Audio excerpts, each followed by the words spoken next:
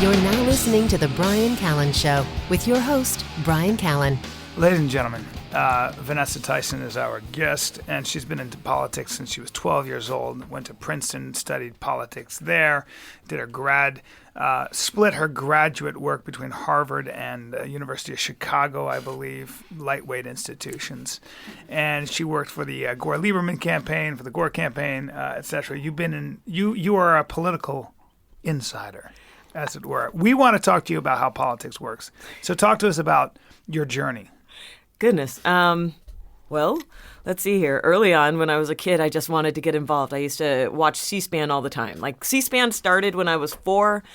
By 6, we took it on. My mom and I, or rather I did, and my mother refers to my youth as C-SPAN purgatory. I love that. Yeah. Where'd you grow up? I grew up in Whittier, California. My mom was a single parent. I was an only child. And so, kind of a bit of a latchkey kid.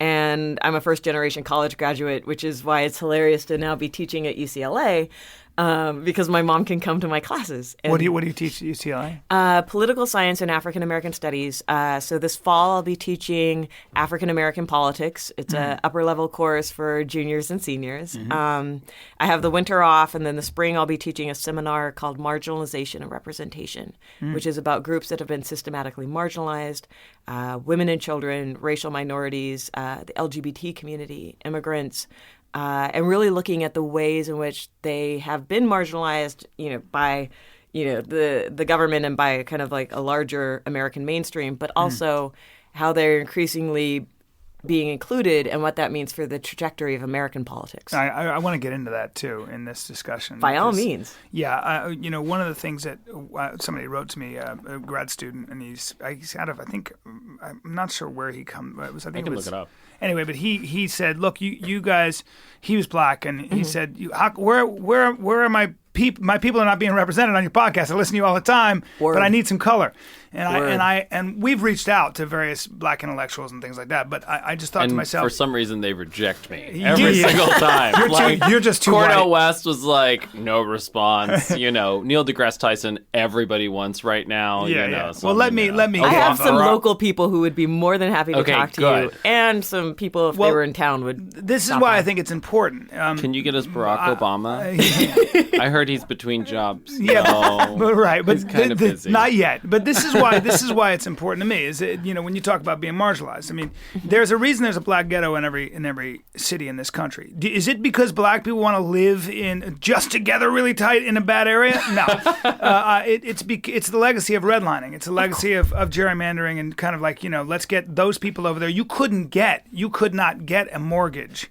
If you wanted to live, if you were a person of color, especially black, but it also was Latino, but especially black, if you wanted to live in certain neighborhoods, you weren't getting a mortgage, man, because it would bring your property values down. If a black family moved across, there really was that idea, there goes the neighborhood, that whole thing. So that is a reality. That is a legacy. And we don't talk about it enough. It really isn't something that I think is tackled. And what I like about this podcast is I like talking about that stuff front and center, because I think we contend with it every day. I think we're still contending with it. I think that there's a reason that if you look at just take a look at the population of inmates, people in foster care, the war zones that are those neighborhoods, they were always starved of resources. And we're still dealing with that legacy and that injustice. And so, I'm not a liberal, man. You're not talking some liberal white guy with a lot of guilt. I'm just talking about what's fair, and I'm talking about, most importantly, taking a group of people, let's just talk about African Americans for the most part, who have, for the most part, are not being tapped into. That incredible, valuable resource, let's call it 13% of the population, is not being tapped into. Might be right now, if you're a black kid in most neighborhoods in America, your way out is sports, good luck. So that's 1%, or music, usually rap. That's the other percent. So now you got 2% maybe that make it out, kind of. Yeah. And you think it's 2%? I don't know that it's anywhere near 2%. I don't. So that's what I'm saying. So where is, and there's some art, there's some acting, and there's some filmmaking, but for the most part, they're not represented in the business community, in the scientific community. What about Herman Cain? Exactly. Exactly. Oh dear Lord.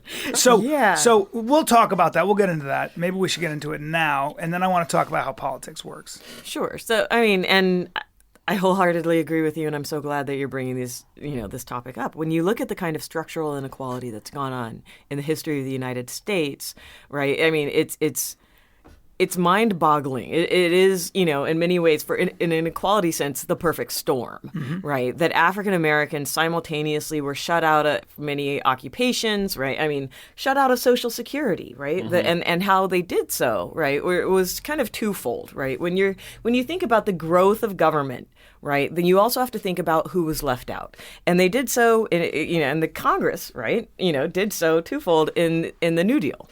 What did they do? Well, when you look at Social Security, for instance, right, they specifically excluded, persons who were domestic workers, i.e., maids, chefs, cooks, what have you, butlers. They also excluded farm workers and people working on plantations, right? So what did this do? This effectively meant that if you were black, you weren't going to retire with dignity. In fact, you were going to have to work till you died. Right. And it meant that you wouldn't have any kind of savings, that you would not be able to, to be caught in this safety net. Right. The safety net did not apply to African Americans. Now, what was the rationale at the time to get it through Congress and to get the Southern Democrats, right? Oh, because you had the one-party South. Okay. Right, you had the one-party South at the time that was all, part of the Democratic Party. Franklin Delano Roosevelt, in order to get these provisions through, in order to get much of the New Deal through, had to agree to certain demands by, Southerners who were, very intent on preserving the Southern way of life. Right? Slavery. Exactly, and slavery by another name, if you will. But so what happened was there's kind of a twofold approach that these Southern Democrats took in Congress. One was, that we are going to create the policies and put in place provisions within the policy, language within the law that would allow for the exclusion of African Americans. Right, so that African Americans would not make any substantive gains. The second, however, which was possibly more insidious in certain ways, was that, that they were going to make all of these newfound programs state-run. Right, which meant that the states would get block grants, right? They would get, allocations of money, but then it was up to the state to decide, well, how much do we want, how much will I, allocate, right? So even with welfare provisions, we create welfare as part of the Social Security Act of 1935.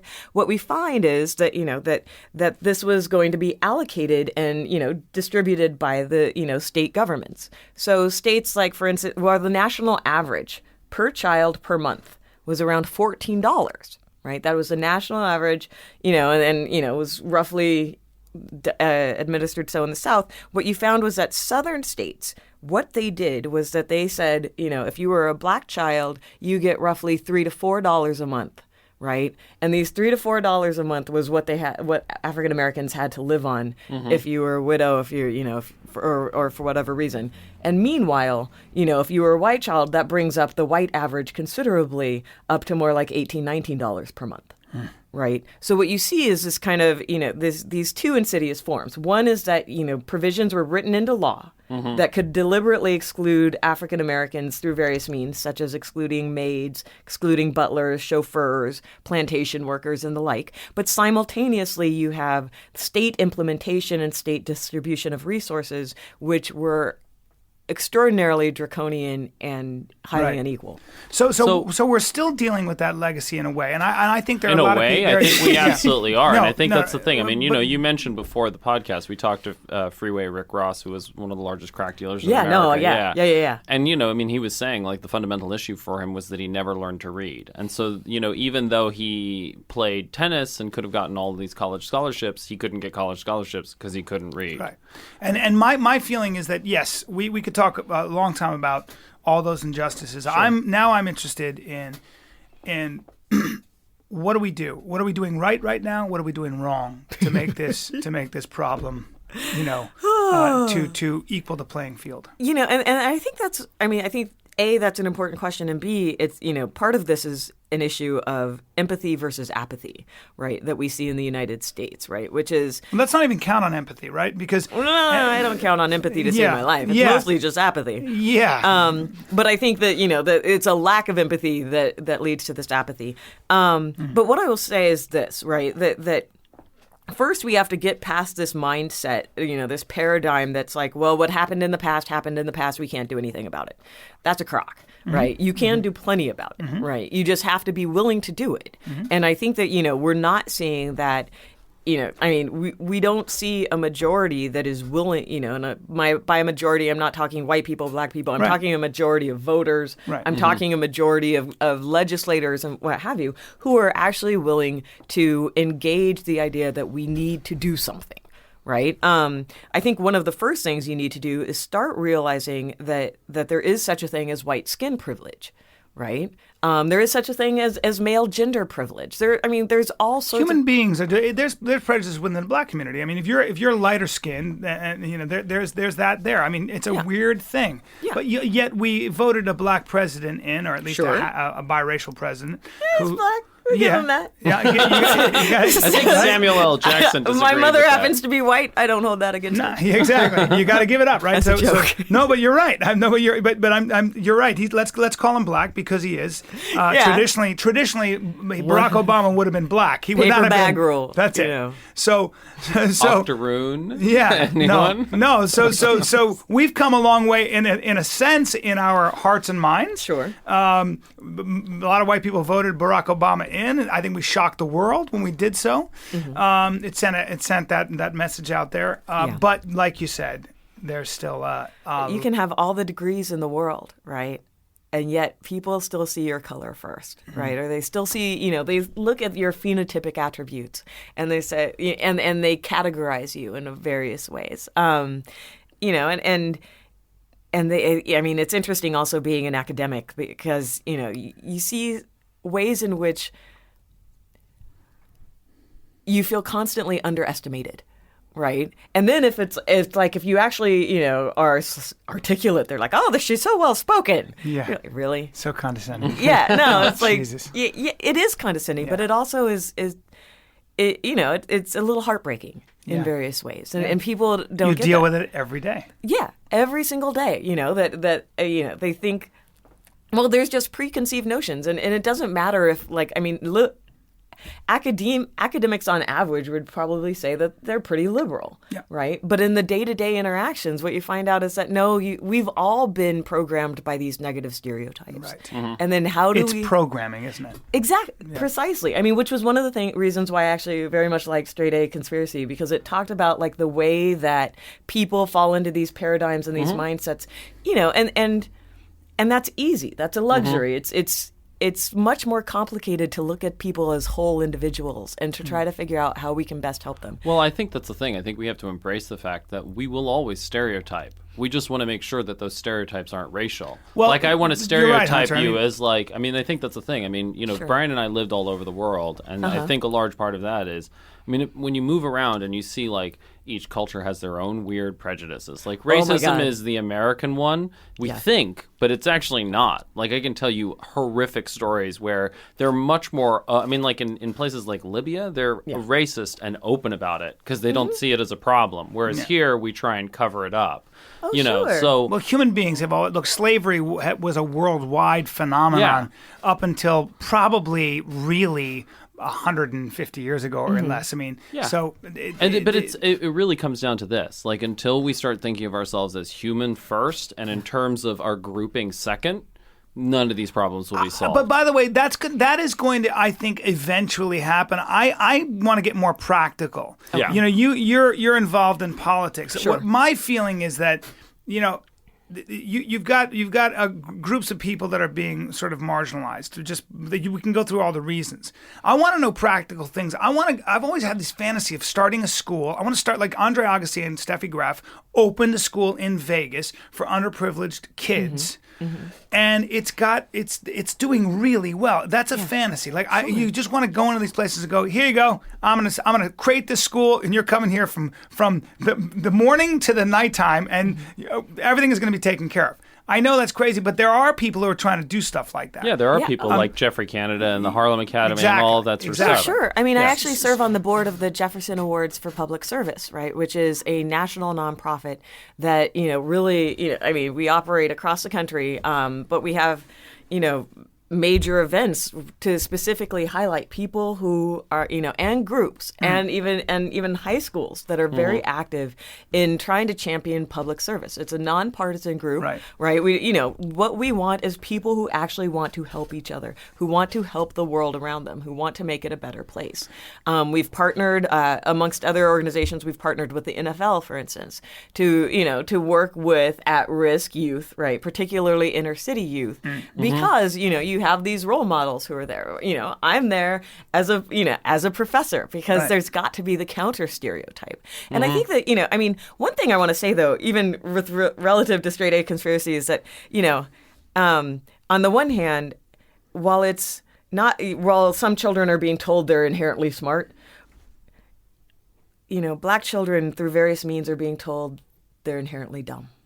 They're inherently lazy, right? Like, I love going up to when I started... That's amazing to me, by the way. Let's talk about that. I mean, like, I've done some work with foster kids in LA, and every kid I've ever worked with has like crazy ideas about their brain and what they can do. But when you work with people who are underprivileged, the ideas are that much wilder.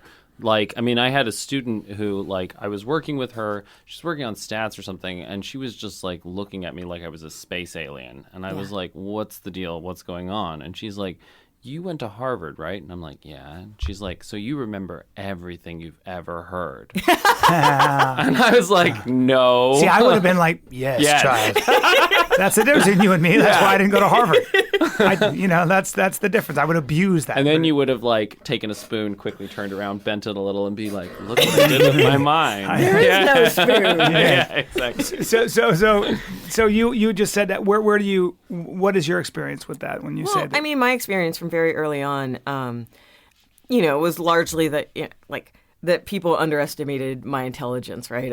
And what I mean to say is this: like, I remember going to like a preschool for like a day, and this woman was like, noticed that I was good at sports and said, "Oh, well, maybe if you practice really hard, you can go to college."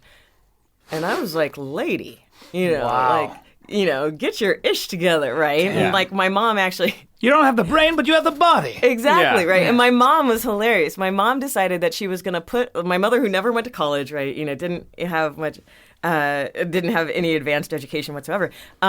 She decided she was putting white out on my birth certificate and put me into kindergarten a year early. Oh, right. wow. Now this was the interesting thing, was that my mom loved to read. Right. My mother always loved to read, so we started reading very early. Right. And what that meant, I started kindergarten at 4, but I was already reading. Right. Like I had already learned basic phonetics and what have you. And, I knew my alphabet and I was just going at it. Right. And that's one thing about even education is the more words you learn and you obtain by age 5, there is a great book called Meaningful Differences that actually talks about this, that the more, language you glean by age 5, the better you'll be able to express yourself down the road, right? And in multiple ways, which means even, kids who have higher intelligence when they're, if they're subject to trauma, right? What you found, and by higher intelligence, I don't mean, anything inherent. I mean, having been exposed to more words and a better ability to connect and express. As a result, they're much more able to vocalize what it is that they're experiencing, right? Like, and that was one of the lucky things for me. When you think about kind of what kids go through on a day-to-day basis with stereotyping, right? And what they learn even from watching TV, right? Like, I think it's amazing that Neil deGrasse Tyson is, it has the show Cosmos, right? I want every black kid to watch that, right? Because it's the counter stereotype. Well, because what you're talking about is there is evidence out there and there is example out there to change belief structures. Sure. And what we're dealing with is a belief structure, that inherent belief structure that primarily, let's just talk about African American kids in general. Yeah. And there is a way to change that belief structure. What are we doing to get those messages out there? Well, we're doing the Bryan Callen show. That's really Amongst other things. And a Yes. lot of underprivileged kids listen to this But show. one of the things that I've always felt as well, and I'd love to hear what you think about this, is that a large part of it is there needs to be a counter narrative, because the problem is that people look at, they're like, Africa's poor, Black people are poor, what's up? Like, something's clearly going on. And the only two ways that, I remember that when I read, right before I started college, Guns, Germs, and Steel by Jared Diamond, and it was like such an emotionally cathartic experience, because suddenly you're like, oh my God, I could never explain it before except in essentially racist ways, where you're either saying white people have no soul or Black people are dumb. It's one of the two things. Yeah. Sure. And so... that's the thing. I think counter narratives like that, and then Why Nations Fail by Darren S. Moglen and James Robinson, and then also Charles C. Mann, who did a great job in 1493 of basically showing how malaria was a large reason why, slavery in particular was African. Yeah. Right. So I think that's the thing. I think what's a large part of what's missing is a narrative of how slavery happened that isn't just about innate ability. Yeah. Oh, certainly. Yeah. Right. It's all sorts of circumstances. It's the fact that, people repeat patterns, right? So once a pattern goes into place, that becomes a key source of I don't think those ideas are lost on the educated, Black and white. I think that those ideas have to permeate down to the people on the people contending with these problems in real sure, time. you got to rock the boulevard. Yeah, that's what I mean. Is like I'm sorry, but I do these experiments in my head where I'll be on a train or I'll be on a plane and I walk through and I see who's actually reading and who's not. And you can delineate it a lot of times by, you've got Asian and white people for the most part, I notice, reading. Yeah. I don't see enough of that in Latin and Black people. I'm sorry, I'm just being honest. I do these now. That's a very personal thing. It doesn't mean I'm making. It doesn't mean that's true because I don't fly enough. I haven't done primary research on a large scale. But the fact of the matter is, I pay attention to these kinds of things because they matter to me, and I like talking about them because we still have. That's where the inequality, that subtle inequality, the idea that there isn't. Maybe it's the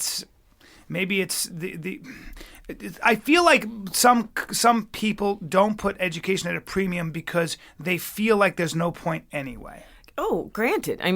But also that I think that there's when you think about when you start reading, and I don't know when you all started reading or why, I loved fiction books. At first it was Where the Wild Things Are, which we had to read along with 4 or 5 other books, right? But, as I got older, there weren't a lot of books about people who looked like me. There weren't a lot of books that were being championed as Newbery Award winners or Caldecott medals, right? This is an American thing. That had people who looked like me. And I think that does lower your self-esteem, or at least it did for me. Yeah, man. Right? Because, how could it not? And don't get me wrong, I loved Anne of Green Gables, right? I was constantly falling out of trees. I was a mess, and I was a soccer player, which, meant I was a mess regardless. Right. Continued that on into college. Did you play soccer in college? Yeah, for a bit. But then I played rugby, and we were national champions. Oh, damn. Damn. You don't look like a rugby player. You're very pretty. I was a wing. Okay. I was a wing. It's like the equivalent of a wide receiver. Okay, you're just out there running. Yep. Which is good. But yeah, so I think it was something where if I had had more books about people who looked like me, or maybe people who felt like me, right? Because I think that was something that also wasn't elucidated in the books that I read. At least Anne Shirley felt out of place, and she was adopted, and she wasn't really pretty, but she wasn't ugly. She was somewhere in between. That was stuff that I could relate to, even though she had either red hair or auburn hair, depending upon who you asked. Yeah. Right. And so, but it, she didn't quite fit in. And I liked people who didn't fit in. reading, you still felt like an outsider. There wasn't. But there are ways in which I think that you could incorporate much more into books that would really bring it alive. And I was talking about this with one of my best friends from grad school. She teaches at University of San Francisco. She happens to be Chumash, so she's Native American, and actually Native Californian even. And we were talking about what to have her daughter read. I was up visiting them earlier this summer, and just because we want Chun-Hee, who is half Chumash and half Korean, right? To have like people like her, right? We want these role modeling starts so early on, and it's not just your parents and it's not just your family, right? It starts in the ways that we escape, right? Whether it's through movies, books, various media. Yeah. And so how do we do this? So you're talking about especially in terms of empowering Black youth, right? And we need a lot more money put into education, right? And a lot more money putting, I can just hear now, hold on, I can just hear a lot of people saying, I can just hear a lot of people on the right saying, sounds like a big government program, and where's that money going to go to, and what does that mean? So let's talk about that, because you're in government. Yeah, no. And so a number of things that I would do. First is that you have to empower public libraries. Right. I mean, my library back home in Whittier, right? My mom and I, we've been working on a program, setting up a program where, retirees work with kids after school, teaching them to read for free, right? Because retirees have a lot more free time than, I do per se. It depends upon how you look at it. And then, at the same time, they have a role and they have a purpose that they can contribute. Like my mom, and they need a role and they need a purpose, because that's the biggest thing is that, overwhelmingly, people who have a purpose live longer. The best thing, there's the classic study where they gave all these retirees a plant. And they were responsible for watering the plant, taking care of the plant, and all that sort of stuff. And then they took the plant away from some people, and they died. Oh, Jesus. Really? It's serious. Yeah. It's serious. What a sick experiment. Oh my God, that's awesome. Yeah, I mean, and we see this time and time again that when elderly people, talk about marginalization. You can't talk about marginalization in the United States without talking about the elderly, right? And so. Yeah, and I teach about this in my classes, so you bear with me, I'm a professor in motion. But that the elderly tend to be the most displaced once they are retired, right? It seems as though they're cast away. Now, luckily, they have a strong voting bloc, right? And I say this because my mom also helps run the polls. Luckily in my hometown. or terribly. Yeah, you look at the things that the AARP is now pushing through. the $1 trillion Medicare bill that Bush was responsible for, that wasn't a good thing. Yeah. No, granted. Okay. Yeah, but anyway, I know. Yeah. But in terms of utilizing resources and making them available, I was very lucky. I didn't know my grandparents very well on either my mother's side or my father's side biologically, but I had this amazing babysitter who had, who'd gone to college. She went to Occidental, right? But she was raising, she had a son, and she basically would take care of me during the day, right? Now, her mother became grandma to me, and her father became grandpa to me, and grandma would read with me all the time and take me to swimming lessons and what have you, and grandpa taught me chess. Wow. Right? Yeah. And so I was incredibly lucky through, because there were these elderly people, like grandma would come and pick us up, Stephen, Michael, and myself, right? Marianne's 2 sons, my babysitter's 2 sons. She would pick us up, take us to swimming lessons, cheer for us, exposed you to the art of learning in a way. Exposed you to different models that and taught you how to achieve it. Something. Taught you that you could. Yeah. And taught me that I mattered. Yeah. That I was important. And I think that was something, and these grandma happened to be old, wealthy white lady. So taking money and putting it into education and that in terms of getting, first of all, programs like that, empowering public libraries. Utilizing resources that we already have in place. Okay. And utilizing the human capital that we have that we're not taking any advantage of. But let me ask you this. Why do you need money for that? Because that's the thing. You're talking about human capital, and you're talking about an attitude shift, and you're talking about using the old people that we already have in place. That seems like a psychological shift that needs to happen in this country rather than a resource problem. Oh, I agree. Yeah. I agree wholeheartedly. It's more of in terms of human capital, I see human capital as a resource, right? That is being underutilized. So I'm not necessarily talking dollars and cents,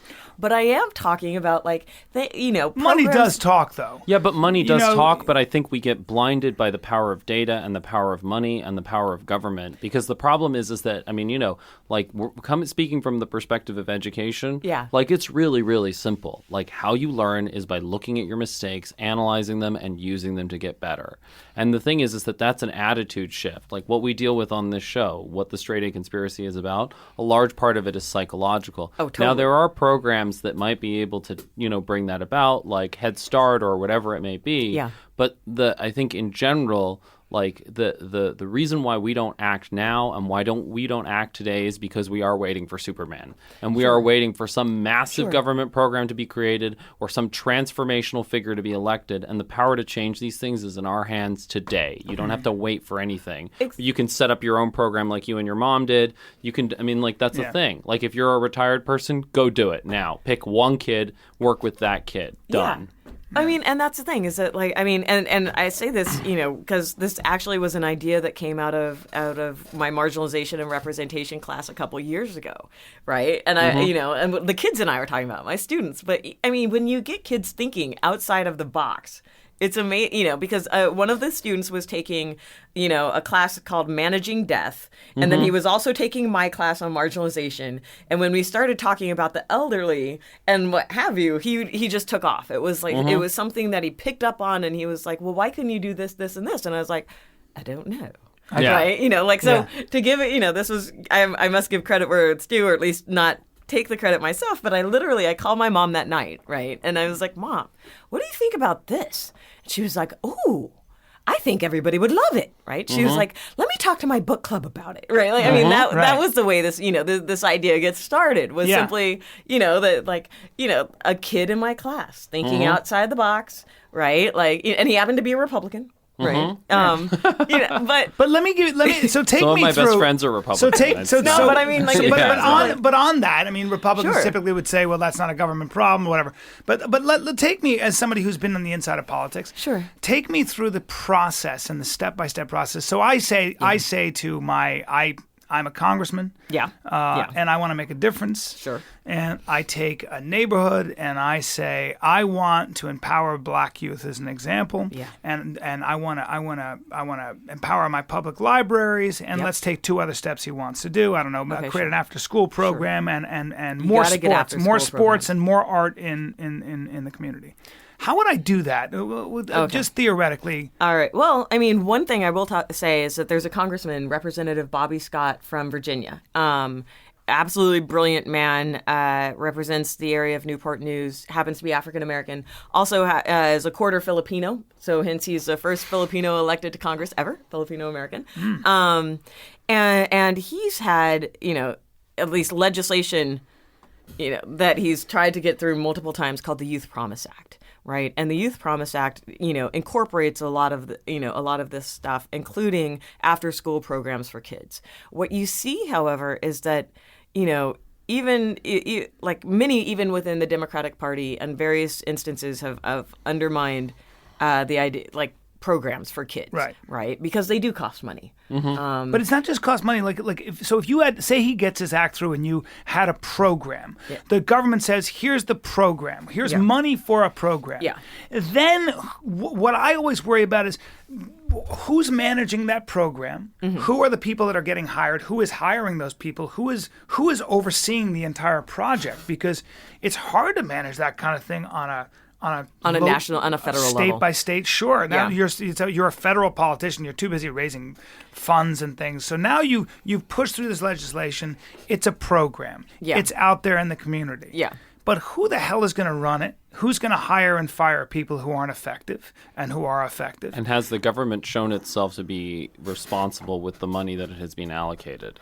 Well, I mean, you know, you can point to plenty of evidence that they have been responsible. You can point to plenty of evidence that they haven't been. Right? Like, you know, it's hit or miss here. I mean, first off, in terms of, like, the actual way that you would get it through, you would have to get it through appropriations, right? And, you know, especially when you look, for instance, at a period of the 1990s, right?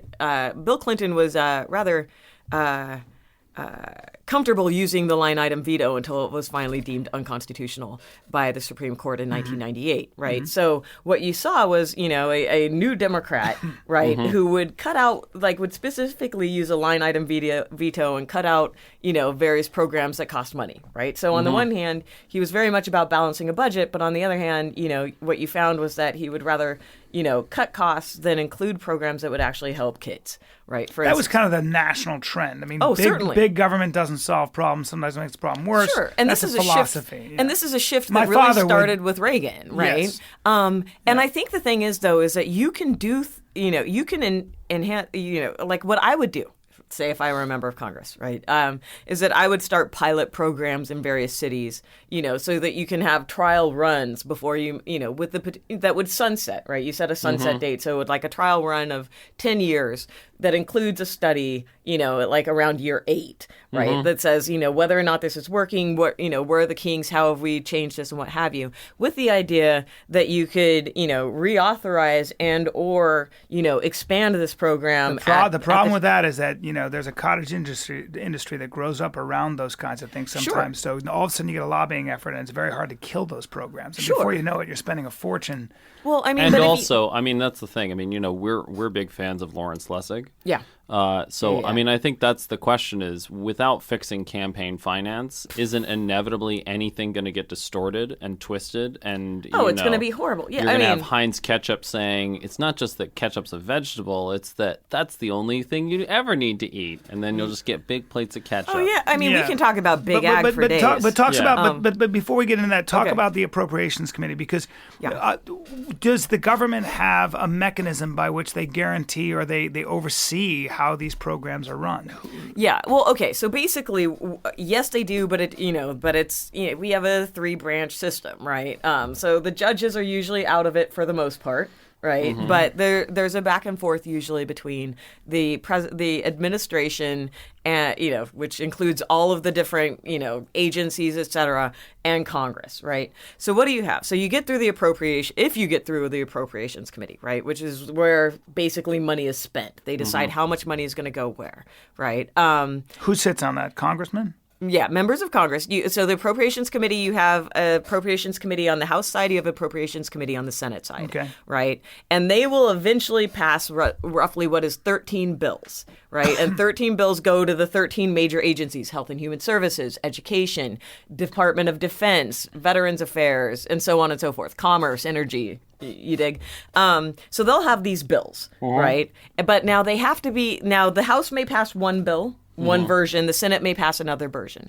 But in order for the bill to go to President Obama to be signed, they have to be identical, right? Which means that what happens is after they pass the House and the Senate, members of the House and the Senate then go into conference, right? And what I've found from talking to any number of members of Congress, particularly the minorities, right, is that it's in conference when they're coming up with an identical piece of legislation. That's where the funding often gets thrown out, particularly for issues that, like for programs that would benefit minority communities. So the senators and the congressmen sit in a room, hash it out until they come up with something they all agree on, in theory. In theory. And then they present it to the president. Yes, and usually there's someone from the administration and there's usually representatives from various agencies, right, in terms of hashing out even details of how a particular piece of legislation might work, depending upon what we're dealing with, who will say, like, either represent the president's, stance, or because you don't want to veto, that won't do you any good after all this time, right, and energy, and also the administration, like people from the agencies who will say, look, you should probably rewrite this like this in such a way so that you have A, B, and C, so that because that will be the easiest and most cost-effective way to implement it.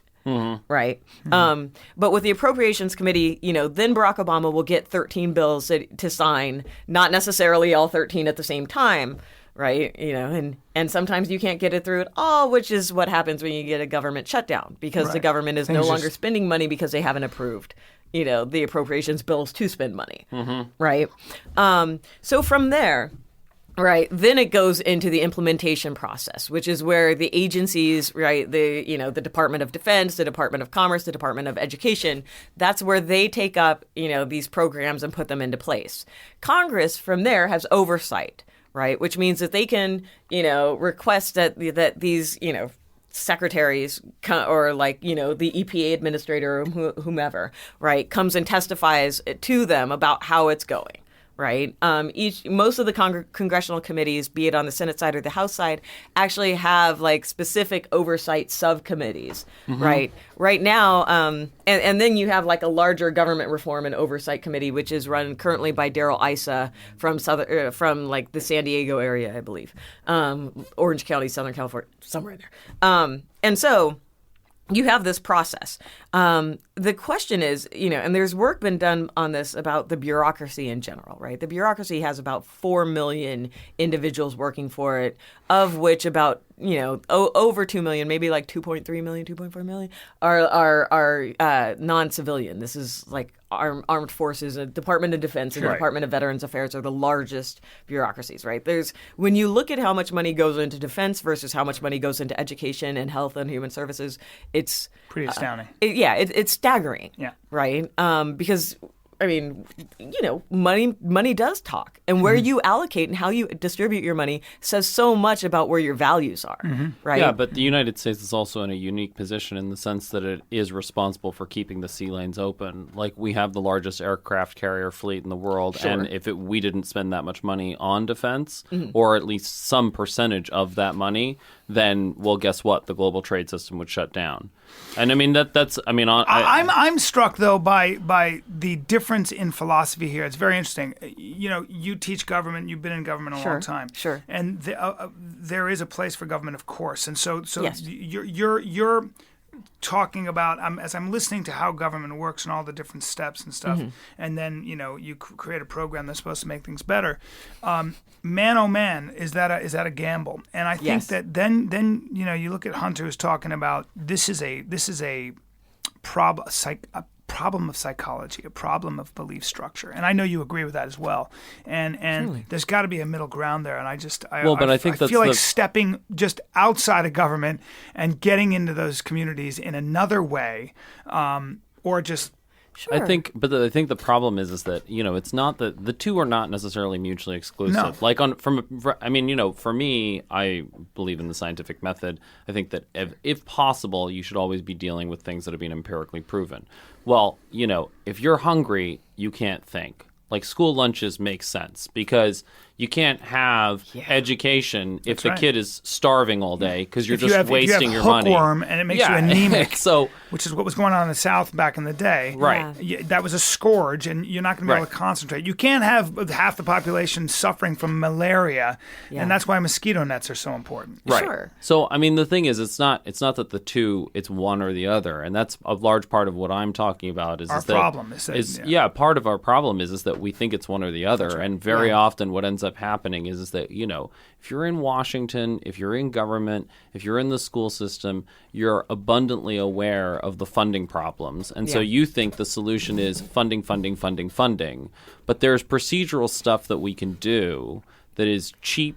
That is, well, it's like Vanessa free. Was saying, the infrastructure exists already. Exactly. Use what's already there. Exactly. Well, yeah, but at the same time, I'm not trying to say that there shouldn't be more funding made available. And let me talk about why. So when I was in grad school, I was, I'm at Harvard, and I started a program teaching self-esteem to girls in lockup, right? Mm-hmm. And I started it actually because I had been working.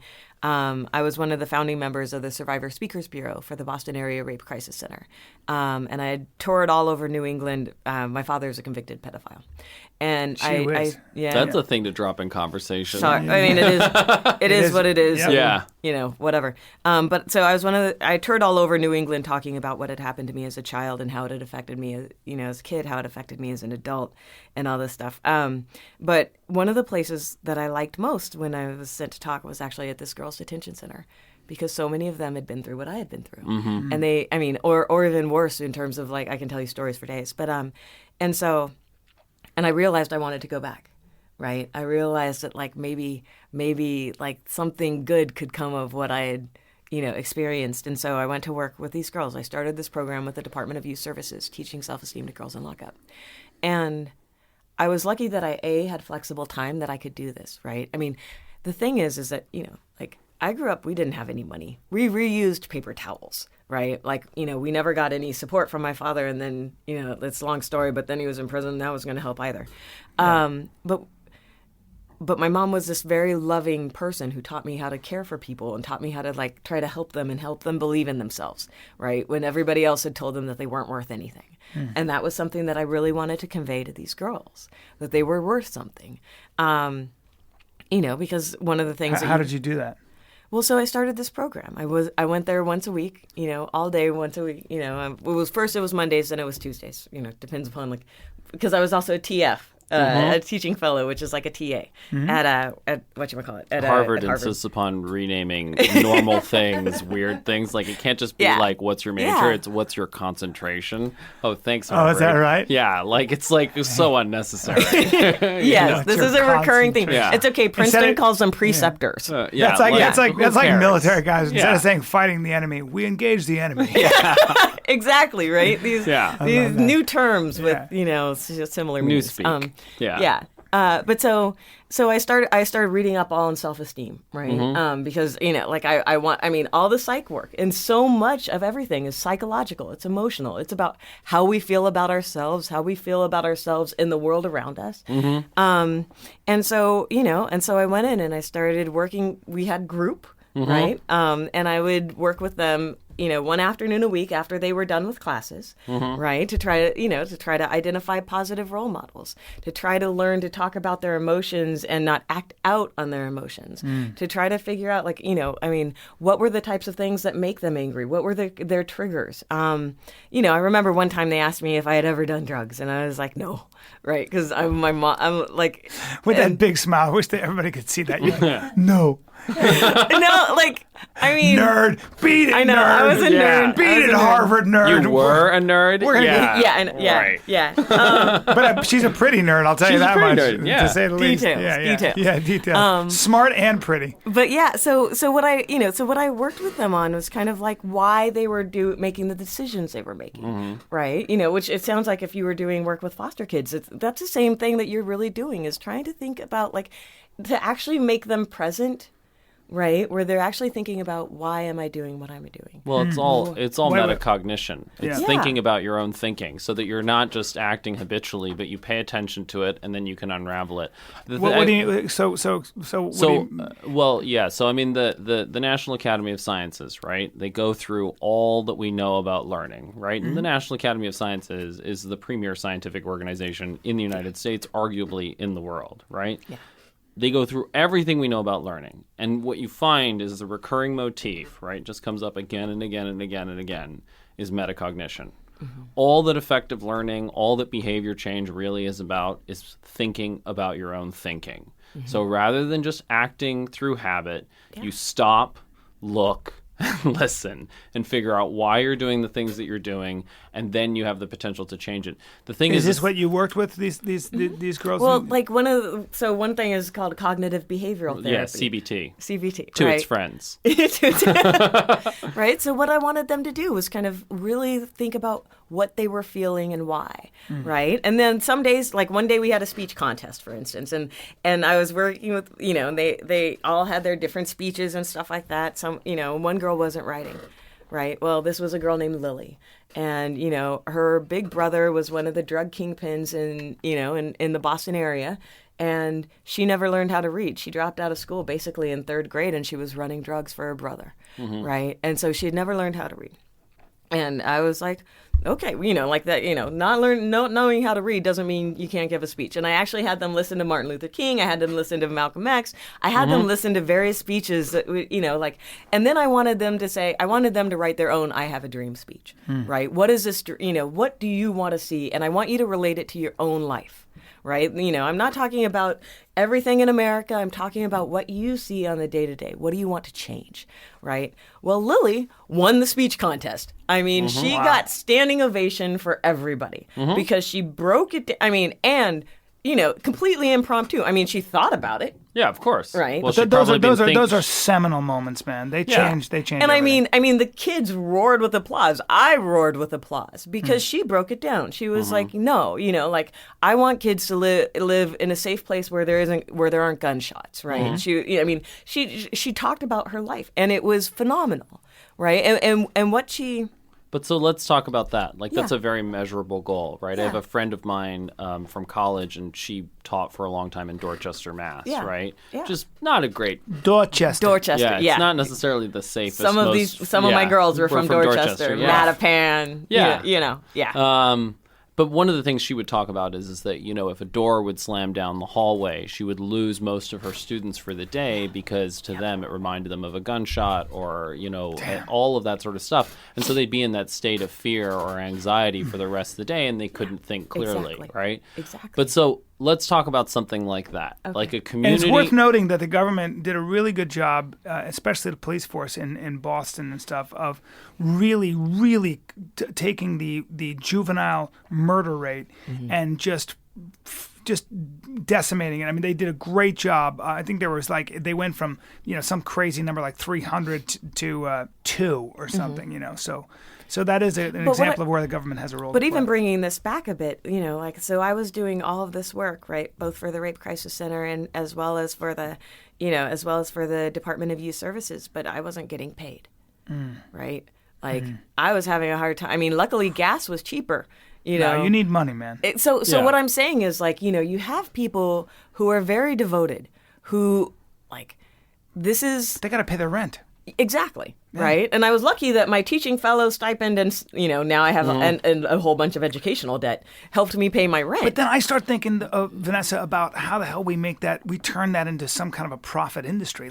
There's got to be a way to create an incentive structure where money going into that program is creating money. I don't know how you do that. Well, but this is I kind think of, one way I you get could... cynical about the powers that be are not going to really...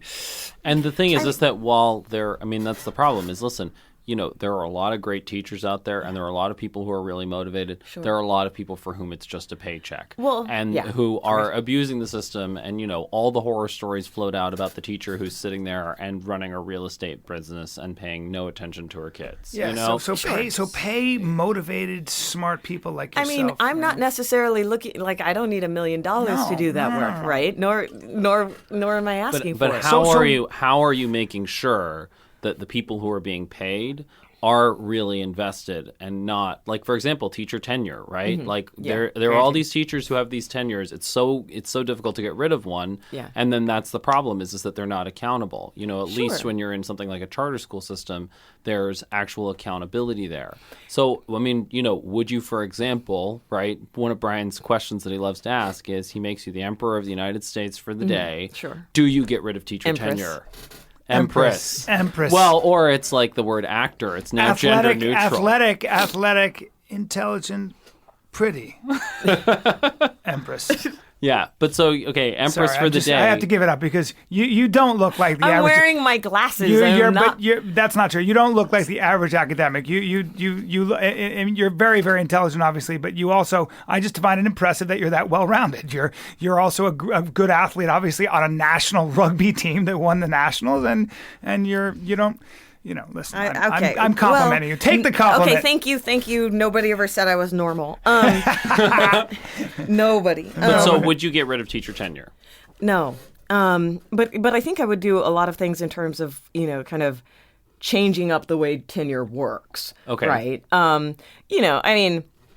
I think because on the one hand, yes, you want incentives to do a good job. You want incentives to be effective. But simultaneously, teachers need a lot of support that they're not getting because basically what you see in many cases, and so, so Southside Chicago, right? Because I'm obsessed with volunteer work.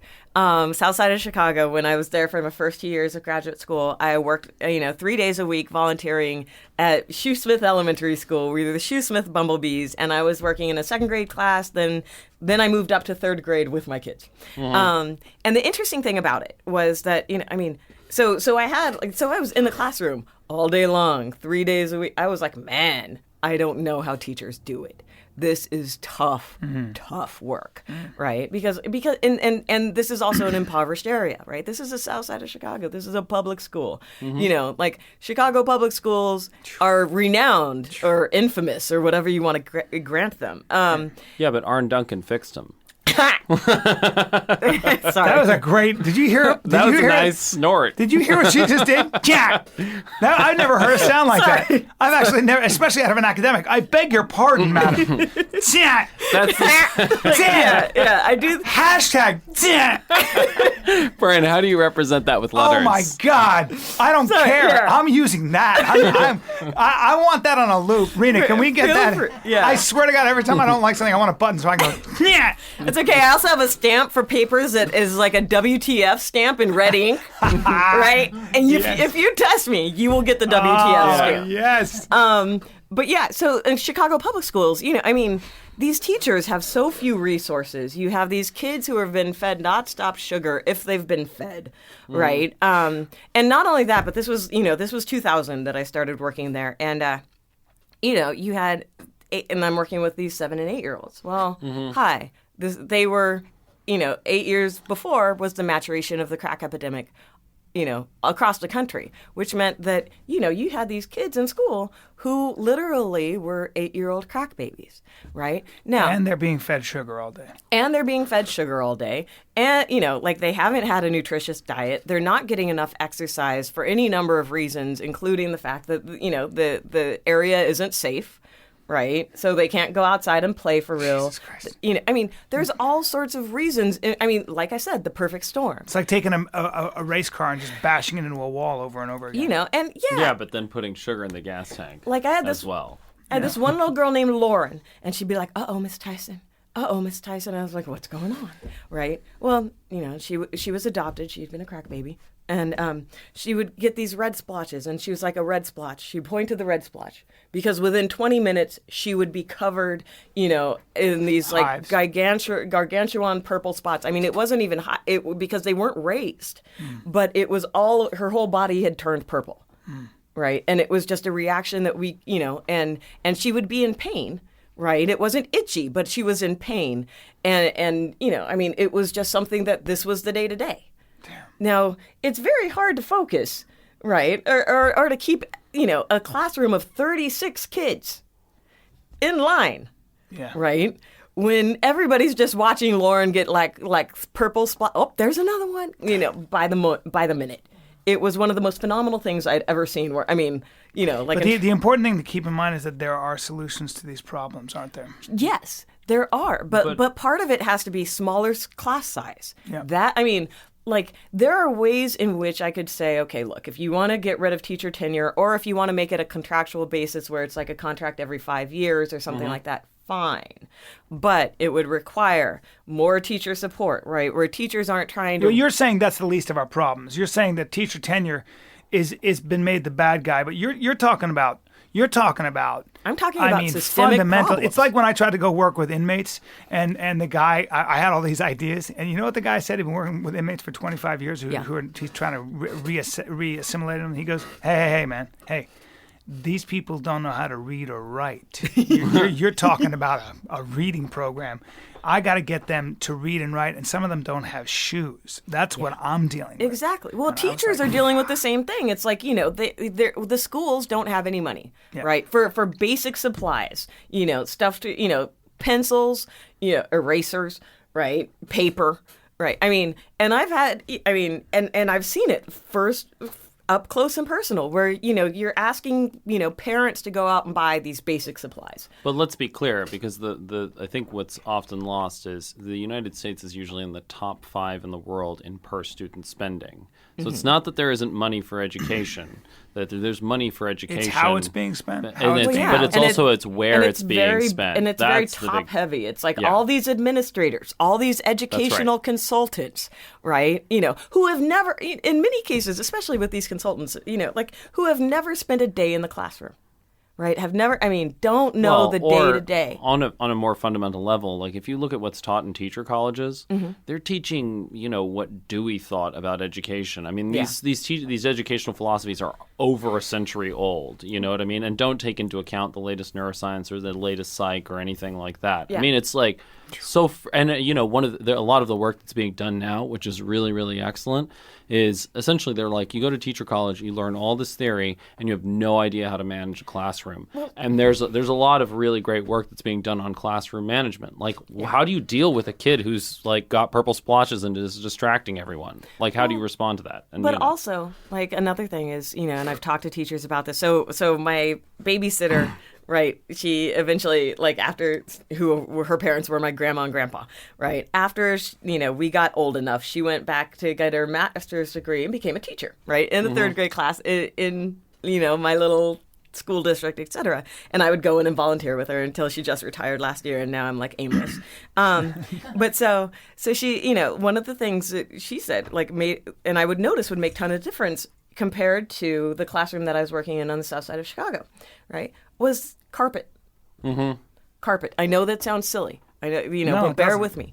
That if you have these little kids in these chairs and desks, and you've got 36 kids in a classroom, right, which is crazy, right? They make so much noise, just like moving their chairs back and forth. I know they're antsy. They're kids. They're supposed to be. If they weren't Carpet. wiggling, then they Get would. There'd be carpet something in wrong there with then. Yeah, but it brings down the noise level so much, right? That's the little things, the mosquito nets, carpeting, Yeah. that kind of stuff. Exactly, That's what I but- mean by solutions that are already available. that allows for better teaching and better focus, right? Which is what you need for the kids. I mean, the same thing with having smaller classrooms. It allows, it's more guided in terms of focus, right? That the same thing course. with, like getting retired people to work with kids, because the more one-on-one time they have, not only are they getting the attention they need, right? But they're encouraged to focus and go about learning, the process of learning, which needs to be a guided moment. We need you back.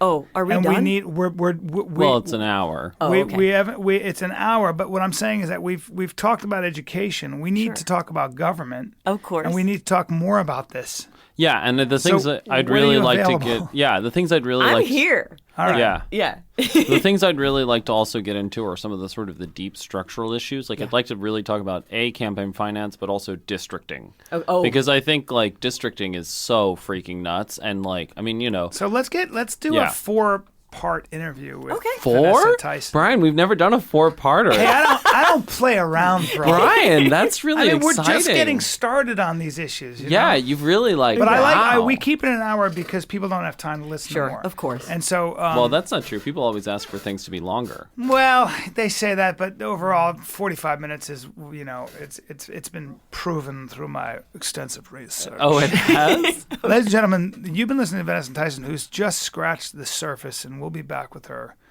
This has been part 1 of the 4-part Vanessa series. It's called the Vanessa Tyson series. I don't know, I'm trying to make it sound really full of gravitas. As always, my colleague, Hunter Motz, peppering in with incredible insight. And I hope I've done a good job of stewarding the ship. I wish my voice was a lot deeper than I wish I had. Perhaps for the rest of the season I'll speak this way. Vanessa, I'm sorry to cut us off. Likewise. But there's a lot more to talk about. Oh yeah, where can they find you? Oh, where can you find me? Well, let's see. I'll be at UCLA teaching. Not physically, oh. on the. I don't want a bunch of people coming. Yes, that's probably not a good idea. I want the pretty rugby player who's smart. I don't want any of that. No. Oh, God. Let's see. You can follow me at Vanessa C. Tyson on Twitter. Okay. I think that's probably a good place to find me. Good. Yeah. Is that sufficient? What's that? No, I don't have a website. I'm afraid it would give in to narcissism or something. She's an academic, ladies and gentlemen. She doesn't need a website. That's for actors and comedians who we don't have on this podcast. No, I just don't want to be an egomaniac. God bless. Well, you have a lot to say, and we just have more to talk about, more to cover. Did you have a final question? I mean, that's my final question is I want to talk about districting. We'll and talk about that campaign next finance. time. Because And I we'll think also talk about tax reform. I can make it sexy. I would love to talk about tax reform because Let's get it. We'll get a government episode in, because. Well, but that's the thing, Brian. I mean, who knows where the episode will go? I mean, we don't want to tell people what it's going to be. Tune in next week to find out. It's like the Nile. Yeah. With its 1,000 estuaries. But I think fundamentally, I also what I want to get into is I feel like we need a reset in this country. We need a fundamental rethink of everything from the ground up. We need a new understanding for the public. We need to because that's the thing. Even you talk about agriculture. I mean, the stuff that is happening in agriculture is utterly nuts, in large part because of campaign finance. Yeah. I mean, I first learned about that. I took an agribusiness course when I was at Harvard at the Kennedy School, but joint between the Kennedy School and the business school. I had no idea. Yeah. No clue. It's So nuts. there's a teaser for Part 3. episode. Yeah. let's get you back sooner than later, though. Okay. Well, Figure what it out. about tomorrow? Tomorrow's not good. Let's do it when I come back from Utah. Okay. You're going to Utah, Brian? Yeah. What are you going to do there? Just live like a man, split Yeah. wood, drink right. cappuccino, and hang out at my parents' place. All right. Okay. Ladies and gentlemen, it's been the Bryan Callen. Hunter Monster. You've been listening to The Bryan Callen Show with Bryan Callen. Be sure to like him on Facebook. Just search for Bryan Callen Comedy. And follow him on Twitter. Just search for @Bryan Callen. You can also find him online by visiting his website. Just go to bryancallen.com. Until next time, bye-bye.